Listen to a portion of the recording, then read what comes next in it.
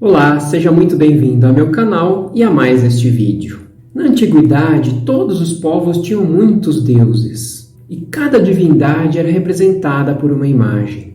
Um ídolo feito de madeira, pedra, barro ou algum metal. Foi assim também na região da Mesopotâmia, onde morava Abraão. No livro de Josué está escrito: Josué disse a todo o povo: Assim diz o Senhor, o Deus de Israel: há muito tempo, os seus antepassados, inclusive Terá, pai de Abraão e de Naor, viviam além do Eufrates e prestavam culto a outros deuses. Mas eu tirei seu pai Abraão da terra que fica além do Eufrates e o conduzi por toda Canaã e lhe dei muitos descendentes. Deus fez um chamado a Abraão para sair daquela terra, deixar todos aqueles falsos deuses e seguir para a terra de Canaã. Havia perto de 3.000 ídolos na região de Ur dos Caldeus, e o principal seria o deus da lua. Existem tradições que dizem que Abraão não compactuava com essa adoração aos ídolos. Segundo o livro das tradições de Israel, Abraão teria um dia entrado no templo e derrubado um ídolo. Descoberto o caso, o povo queria matá-lo pelo crime. Abraão então disse: ponham um prato de comida na frente desse Deus durante a noite. Se ele comer, ele é vivo. Se não comer, não é Deus. Mas no dia seguinte, o prato estava vazio. Foi a deixa então para tentarem matá-lo. Mas naquela noite, Abraão tinha espalhado farinha pelo chão e havia marcas dos pés dos sacerdotes no chão. E assim, após todos verem os rastros, ele saiu livre e teria provado que os deuses não estavam vivos. Outra história que se conta no Talmud é que Abraão um dia teria ficado sozinho na loja de ídolos de seu pai. Ele teria quebrado com um martelo todos os ídolos, menos o maior deles. Abraão então colocou o martelo na mão desse ídolo maior. E quando seu pai Terá chegou e perguntou o que aconteceu, Abraão disse que os ídolos começaram uma briga e que o maior deles tinha destruído todos com o martelo. E seu pai disse a ele: não seja ridículo, esses ídolos não têm vida ou poder, não poderiam ter feito nada. Então Abraão teria dito: então por que você os adora se eles não podem fazer nada? Mas então na Bíblia a história continua com Abraão deixando essa terra de Ur dos Caldeus, posteriormente com o nascimento de Isaac, depois Jacó, a ida do povo para o Egito devido à fome em Canaã e a sua contaminação com a cultura dos egípcios. Depois de 400 anos de escravidão no Egito, Moisés é chamado para libertar seu povo. E na peregrinação pelo deserto, Deus dá a Moisés centenas de leis e os 10 mandamentos no Monte Sinai. O primeiro mandamento já diz: e Deus falou todas essas palavras: eu sou o Senhor, o teu Deus, que te tirou do Egito, da terra da escravidão. Não terás outros deuses além de mim. Não farás para ti nenhum ídolo, nenhuma imagem de qualquer coisa, no céu, na terra ou nas águas debaixo da terra. Não te prostrarás diante deles, nem lhes prestará culto. Porque eu, o Senhor, o teu Deus, sou Deus zeloso, que castiga os filhos pelos pecados de seus pais até a 3ª e 4ª geração daqueles que me desprezam, mas trato com bondade até 1000 gerações aos que me amam e obedecem aos meus mandamentos. Ou seja, o povo escolhido por Deus deveria se separar de toda a idolatria dos povos vizinhos, não se contaminando ou se prostituindo com seus costumes, como está na Bíblia. E a punição da idolatria era a morte. Mas se vocês se esquecerem do Senhor, o seu Deus, e seguirem outros deuses, prestando-lhes culto e curvando-se diante deles, asseguro-lhes hoje que vocês serão destruídos. E mais precisamente, morte por apedrejamento.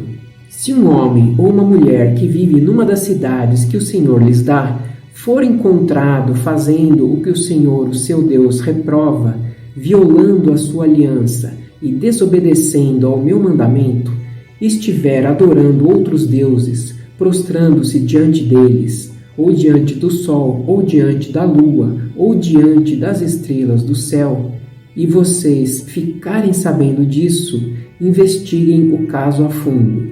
Se for verdade e ficar comprovado que se fez tal abominação em Israel, levem o homem ou a mulher que tiver praticado esse pecado à porta da sua cidade e apedreje-o até morrer. Aliás, ao entrar na terra prometida, 6 tribos de Israel se dirigiram ao monte Gerizim para declarar bênçãos, e 6 tribos foram ao monte Ebal para declarar maldições, segundo o que Moisés tinha solicitado. E qual foi a primeira das maldições declaradas pelos levitas? Maldito quem esculpir uma imagem ou fizer um ídolo fundido, obra de artesãos, detestável ao Senhor, e levantá-lo secretamente. Todo o povo dirá amém. Mas sempre o povo tinha recaídas e adorava outros deuses. Por isso, Deus enviava profetas para alertar o povo e tentar fazer com que se arrependessem de seus maus caminhos. Praticamente todos os profetas do Velho Testamento profetizaram sobre os malefícios da adoração a ídolos e imagens, como Isaías, Jeremias, Ezequiel, Oséias, Amós, Jonas, Miqueias, Naum, Abacuque, Sofonias e Zacarias. São dezenas de trechos bíblicos falando sobre isso, dada a sua grande importância. No Novo Testamento, existem também referências em Romanos, 1 Coríntios, 2 Coríntios, 1 Tessalonicenses, 1 João e Apocalipse. Mas a despeito de todos esses livros da Bíblia, vamos nos ater mais a Isaías, Jeremias e Ezequiel. Isaías começa justificando as punições à idolatria. Eu sou o Senhor, esse é o meu nome. Não darei a outro a minha glória, nem a imagens o meu louvor. Eu mesmo, sou o Senhor, e além de mim não há salvador algum. Todos os que fazem imagens nada são, e as coisas que estimam são sem valor. As suas testemunhas nada veem e nada sabem, para que sejam envergonhados. Quem é que modela um Deus e funde uma imagem que de nada lhe serve? Todos os seus companheiros serão envergonhados, pois os artesãos não passam de homens. Que todos eles se ajuntem e declarem sua posição. Eles serão lançados ao pavor e à vergonha.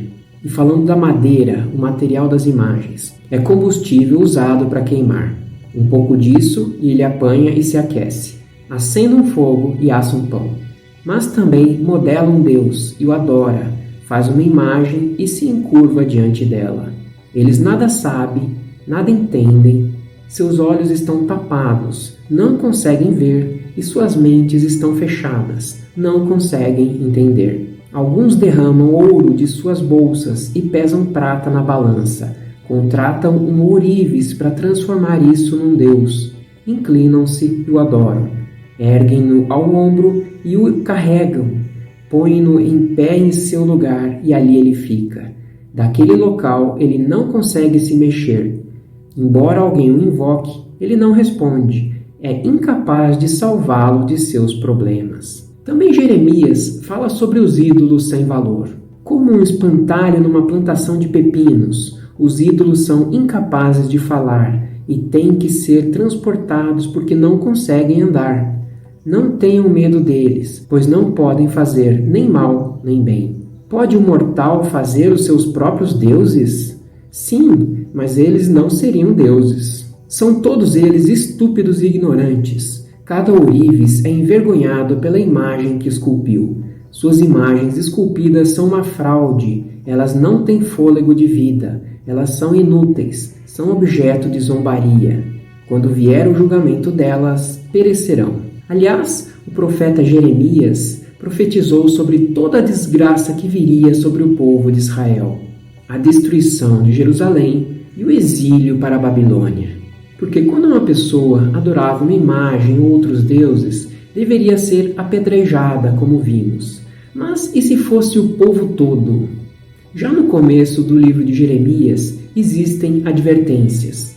Pronunciarei a minha sentença contra o meu povo por todas as suas maldades, porque me abandonaram, queimaram incenso a outros deuses e adoraram deuses que as suas mãos fizeram. E diz ainda que eles eram piores do que os povos vizinhos. Alguma nação já trocou os seus deuses? E eles nem sequer são deuses, mas o meu povo trocou a sua glória por deuses inúteis. E continua com as advertências. Viu também que dei a infiel Israel uma certidão de divórcio e a mandei embora, por causa de todos os seus adultérios, a idolatria. Entretanto, a sua irmã Judá, a traidora, também se prostituiu, sem temor algum. E por ter feito pouco caso da imoralidade, Judá contaminou a terra, cometendo adultério com ídolos de pedra e madeira. Os filhos ajuntam a lenha, os pais acendem o fogo, e as mulheres preparam a massa e fazem bolos para a rainha dos céus. Além disso, derramam ofertas a outros deuses para provocarem a minha ira. Falei um pouco sobre a rainha dos céus neste vídeo sobre a verdade do dia 25 de dezembro, caso ainda não tenha visto. E também adverte que profanaram o templo ao colocar imagens. Os de Judá fizeram o que eu reprovo, declara o Senhor. Profanaram o templo que leva o meu nome, colocando nele as imagens dos seus ídolos. Cuidado com as imagens nos templos. E as profecias continuam. Eu lhes retribuirei em dobro pela sua impiedade e pelo seu pecado, porque contaminaram a minha terra com as carcaças de seus ídolos detestáveis e encheram a minha herança com as suas abominações. De numerosas nações, muitos passarão por essa cidade, falando aqui do palácio do rei de Judá, e perguntarão uns aos outros: por que o Senhor fez uma coisa dessas a esta grande cidade? E lhe responderão: foi porque abandonaram a aliança do Senhor, do seu Deus, e adoraram outros deuses e prestaram-lhes culto. E falando dos profetas que disseram: não sigam outros deuses para prestar-lhes culto e adorá-los. Não provoquem a minha ira com os ídolos feitos por vocês, e eu não trarei desgraça sobre vocês. Mas vocês não me deram ouvidos e me provocaram a ira com os ídolos que vocês fizeram, trazendo desgraça sobre si mesmos, declara o Senhor. Mas o povo não dava ouvidos aos profetas de Deus. Responderam a Jeremias: é certo que faremos tudo o que dissemos que faríamos, queimaremos incenso à rainha dos céus e derramaremos ofertas de bebidas para ela, tal como fazíamos, nós e nossos antepassados, nossos reis e nossos líderes, nas cidades de Judá e nas ruas de Jerusalém. Naquela época, tínhamos fartura de comida, éramos prósperos e nada sofríamos. E o profeta Ezequiel também avisa ao povo: seus altares serão arrasados, seus altares de incenso serão esmigalhados, e abaterei o seu povo na frente de seus ídolos. Porei os cadáveres dos israelitas em frente dos seus ídolos, e espalharei os seus ossos ao redor dos seus altares. Vocês sofrerão o castigo de sua cobiça e as consequências de seus pecados de idolatria, e vocês saberão que eu sou o soberano, o Senhor. Bastaria o povo seguir as ordens de Deus para viver em paz e tranquilidade. Se tão somente você tivesse prestado atenção às minhas ordens, sua paz seria como um rio, sua retidão como as ondas do mar. Os profetas sempre tinham a mensagem clara de Deus para se arrependerem dos seus maus caminhos e eliminarem a idolatria do meio do povo. Mas, como não davam ouvidos, sofriam as consequências de invasões, morte por espada, por peste, por fome, e que iriam ser espalhados por todas as nações, por causa do abandono de Deus, especialmente a idolatria. Deus sempre enviou profetas para tentar eliminar a idolatria do meio de seu povo, inclusive dando ordens para que não se misturassem com os povos vizinhos. Salomão mesmo foi o rei mais sábio da terra, começando muito bem o seu reinado, mas por causa de seus 300 casamentos com mulheres de outros povos, acabou adotando a prática da idolatria. E só bem mais tarde ele percebeu que tudo isso foi em vão. E com sua morte, o reino foi dividido em dois: Israel, do norte, e Judá, do sul. Mas a idolatria não era apenas o culto aos ídolos ou às imagens de outros deuses. Os ídolos também podem ser criados no coração das pessoas. Conforme o próprio Ezequiel diz, ora, diga-lhes, assim diz o soberano, o Senhor, quando qualquer israelita erguer ídolos em seu coração e puser um tropeço ímpio diante do seu rosto, e depois for consultar um profeta, eu, o Senhor, eu mesmo responderei a ele conforme a sua idolatria. Isto farei para reconquistar o coração da nação de Israel, que me abandonou em troca de seus ídolos. Por isso, diga à nação de Israel, assim diz o soberano, o Senhor, arrependa-se, desvie dos seus ídolos e renuncie a todas as práticas detestáveis. Quando qualquer israelita ou qualquer estrangeiro residente em Israel separar-se de mim, erguer ídolos em seu coração e puser um tropeço ímpio diante de si, e depois for a um profeta para me consultar, eu, o Senhor, eu mesmo responderei a ele. Voltarei o meu rosto contra aquele homem e farei dele um exemplo e um objeto de zombaria. Eu o eliminarei do meio do meu povo, e vocês saberão que eu sou o Senhor. Termino dizendo para tomar cuidado com os ídolos que você pode estar cultuando. Se estiverem em seu coração, tente descobrir quais são e tirá-los de sua vida o quanto antes. Ou seja, tudo que você coloca na frente de Deus em ordem de importância é o seu ídolo e te faz tropeçar. Seja seus bens ou até mesmo sua família. Com o que você mais se preocupa ou mais dedica tempo de sua vida?